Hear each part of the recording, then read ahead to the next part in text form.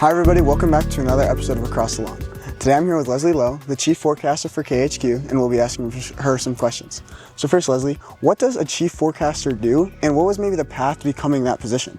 Oh, well, how about if I start with the second half of your question, the path to get here, because I would say that my path was probably a lot different than most people's paths, because I didn't get into this business until I was 36 years old. So for the longest time, I was kind of embarrassed about the path that I had taken because it was so late. But now I'm really proud of it because I hopped into a job where everybody said, you can't do this. Hey, no, I don't know what you're thinking, you cannot do this.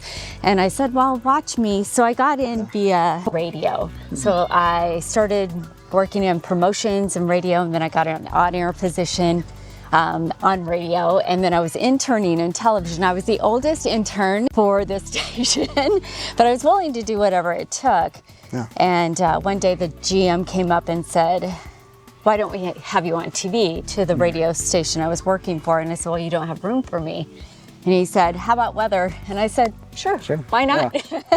I'd never done weather before, so it was kind of fun. And it just ended up that it fit. It worked for me. I like to talk, and I like that kind of lighter side of things. So that's how I got into it. And then I went back to school to get my meteorology degree so that I would have a better understanding of what I was doing. So yeah, that's how I got in. Now, since then, it's continued to be a lot of work, because I think a lot of times people think, well, you just get in the door and you get that top position. But I've been doing this now for 24 years. So it's taken quite a bit to get here. You know, working all the awful shifts and paying your dues, so to speak, is the way they put it. But I'm happy that I'm at the place I'm at. I'm happy that I put in all the time and the effort to do it.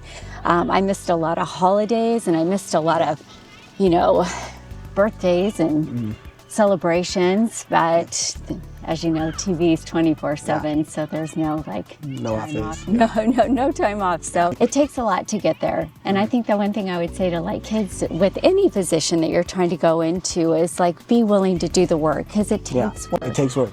Hard work is important. Exactly. And then what has the Spokane community meant to you throughout your professional career? Everything.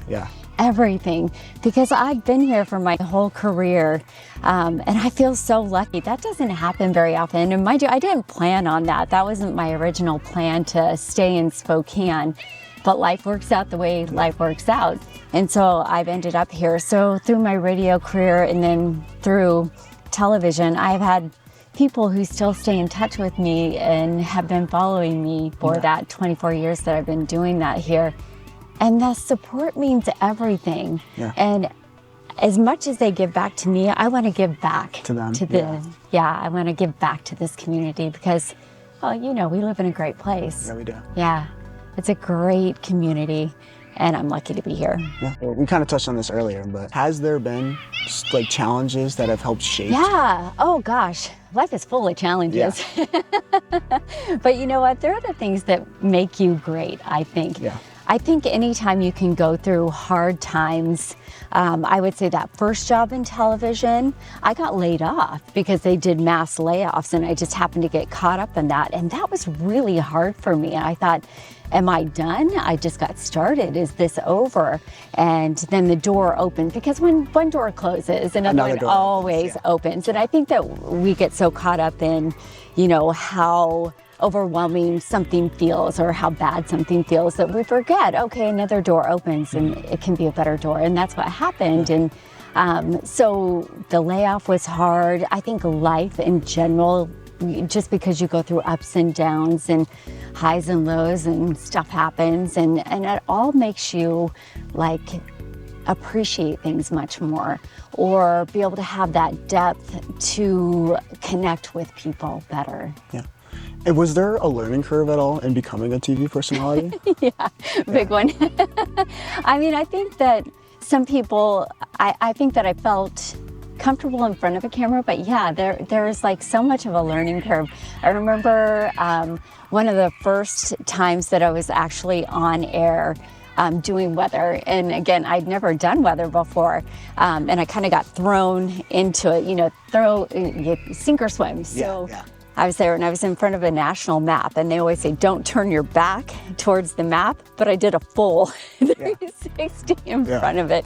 And it was so funny. And I thought, I learned at that moment, you have to be able to laugh at yourself. You have to be self-deprecating and just take it all in, because if you're uncomfortable, whoever's watching you is uncomfortable. So if you can make light of it, then they make light of it, and then they feel like they're just kind of part of it. Yeah. And then beyond kind of your mainstay at KHQ, what are some of the other media projects you work on? I have a YouTube channel now, and that's new.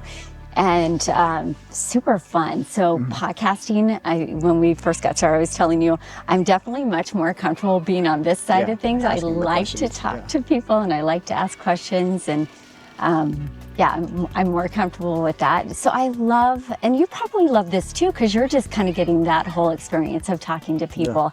But I love hearing people's stories. Yeah, me too. And I love being able to share them, and maybe stories that we wouldn't otherwise hear about, because maybe they're not top official or work in television or whatever it might be. So I love telling people's stories, and I love being able to connect with people that way. So that's kind of been something new for me this year, which I love. And then I still MC and do a lot of events for the community, because again, I want to give back, and it's just a great way to be like part of everything. Yeah, perfect. Well, thank you so much for your time. Oh my gosh, You're very busy. Thank you for joining us. My name is Colin Brennan, and thank you for joining us on another episode of Across the Lawn.